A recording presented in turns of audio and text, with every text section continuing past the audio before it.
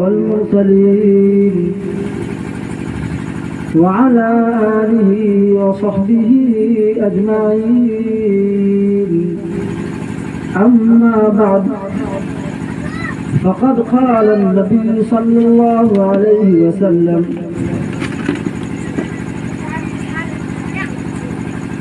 كما جاء في الحديث المروي عن سهل بن سعد رضي الله عنه عن النبي صلى الله عليه وسلم: من يضمن لي ما بين لحييه وما بين رجليه أضله الجنة. وقال الله تعالى في كلامه العظيم: أعوذ بالله من الشيطان الرجيم، بسم الله الرحمن الرحيم. وقل للمؤمنين يغضوا من أبصارهم ويحفظوا فروجهم ذلك أزكى لهم إن الله خبير بما يصنعون. وقل للمؤمنات يغضضن من أبصارهن ويحفظن فروجهن. حضرات سامعین کرام، چونکہ نکاح کے متعلق اس مجلس کو سجایا گیا، رچایا گیا اور بسایا گیا، میں حسب عادت اپنے معمول کے مطابق نکاح کے متعلق ہی کچھ بولوں گا۔ میں نے ایک حدیث پاک پڑھی جو بخاری شریف حدیث نمبر 6474 کی۔ پیارے آقا صلی اللہ علیہ وسلم کا ارشاد عالی،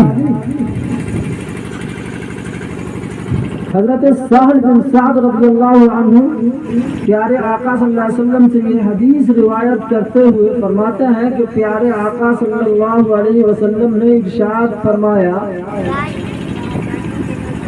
جو آدمی مجھے اپنے اس حصے کی ضمانت اور گارنٹی دے دے گا جو دونوں جبڑوں کے درمیان یعنی زبان اور دونوں ٹانگوں کے درمیان یعنی شرمگاہ کی گارنٹی دے دے گا، میں اس کے لیے جنت کی ضمانت لے لوں گا، جنت کی گارنٹی لے لوں گا۔ قرآن پاک میں اللہ تبارک و تعالیٰ نے حکم دیا، مومنوں کو خطاب کیا اور یوں فرمایا، سورہ نور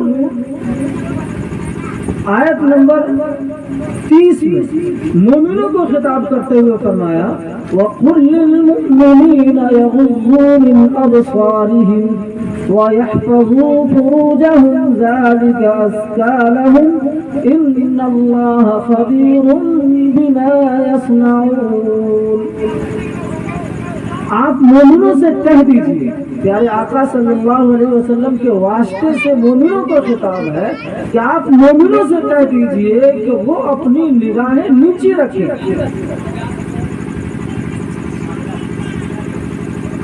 اور اپنے شرمگاہ اور نگاہ دونوں کی حفاظت کریں۔ یہ ان کے لیے پاکیزہ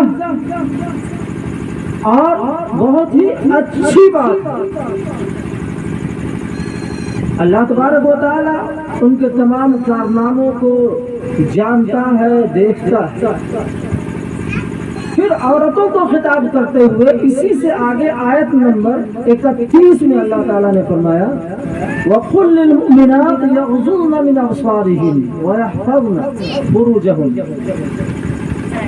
آپ مومنات سے بھی، مسلم عورتوں سے بھی کہہ دیجئے کہ وہ بھی اپنی شرمگاہ کی حفاظت کریں اور اپنی نگاہوں کو نیچے رکھیں۔ اب شرمگاہ اور زبان کی حفاظت، نگاہ کی حفاظت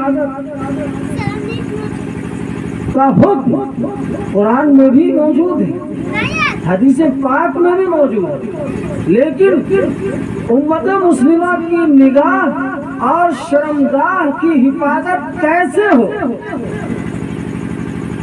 اس کا بھی بہترین راستہ اور ایسا طریقہ اسلام نے بتایا ہے کہ شاید اس سے بہتر طریقہ کسی بھی انسانی سماج کے لیے ہو ہی نہیں سکتا۔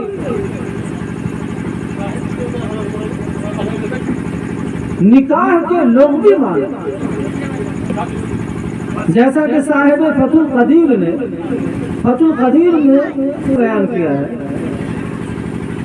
انہو لغتاً الضم، نکاح تو انضمام اور ملنے کا نام ہے، یہ لغوی اعتبار سے، جبکہ اصطلاح کے اعتبار سے یعنی اسلامک پریبھاشا میں نکاح کہتے ہیں ایک مرد عورت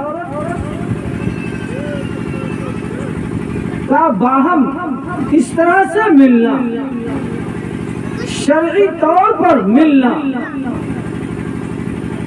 جس کی وجہ سے دونوں کا ایک دوسرے سے فائدہ اٹھانا درست ہو جائے، بشرطے کہ کوئی چیز مانع نہ ہو۔ اس تعریف کے مطابق دو مرد و عورت کے درمیان ہی نکاح ہو سکتا ہے، ادروائز نکاح درست نہیں ہوگا۔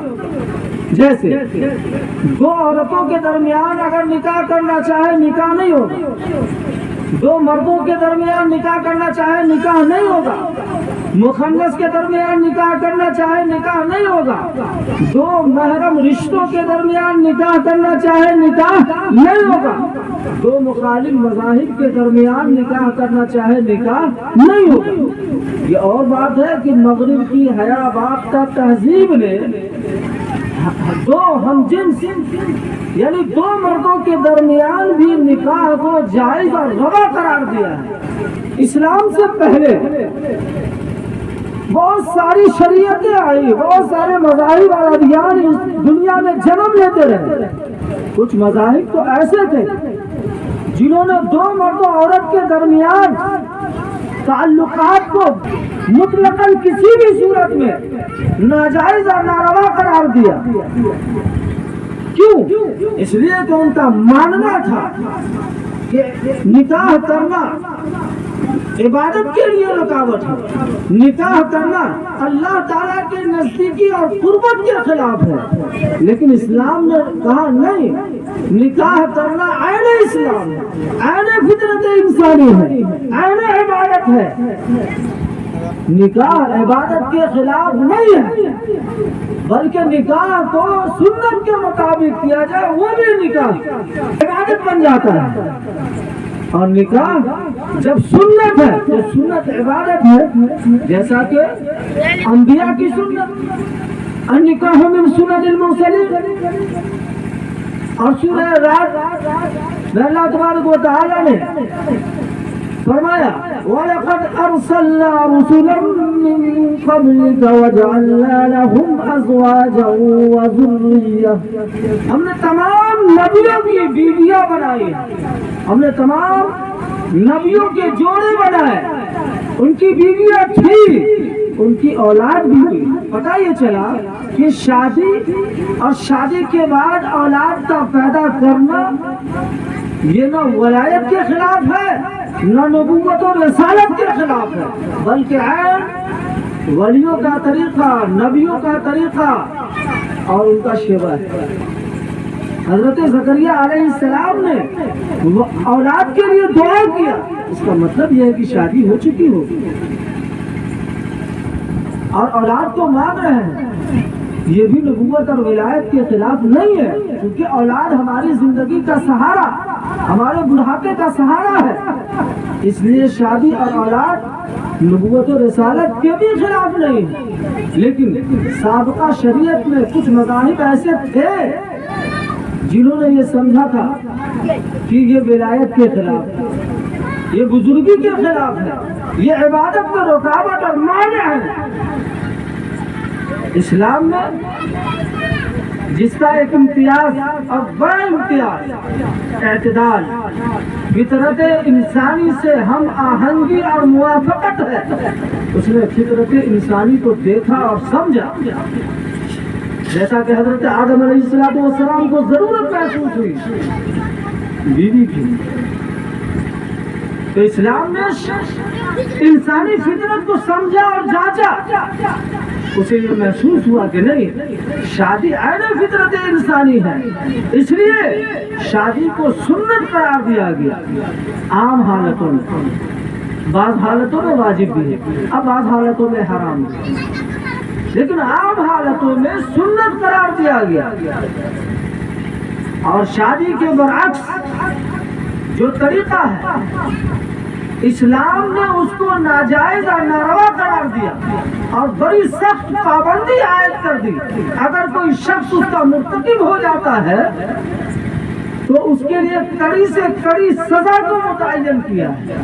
اسلام نے کہا جو آزاد ہو، بالغ ہو، غیر شادی شدہ ہو، اگر مرد و عورت میں سے کوئی بھی زنا کا مرتکب ہو جائے تو اسے 100 کوڑے لگائے جائیں گے۔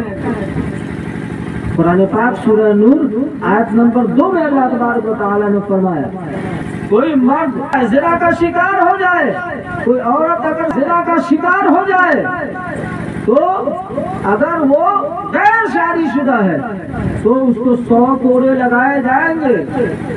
اور تمہیں ان دونوں کی سزا دینے کے معاملے میں ذرا بھی نرمی نہیں برتنی چاہیے۔ اگر تم اللہ اور یوم آخرت پر ایمان رکھتے ہو، یعنی ایک ایمان والے کے لیے زانی مرد اور زانیہ عورت پر رحم اور ترس کھانا ناجائز ہے، ناروا اور نادرست ہے۔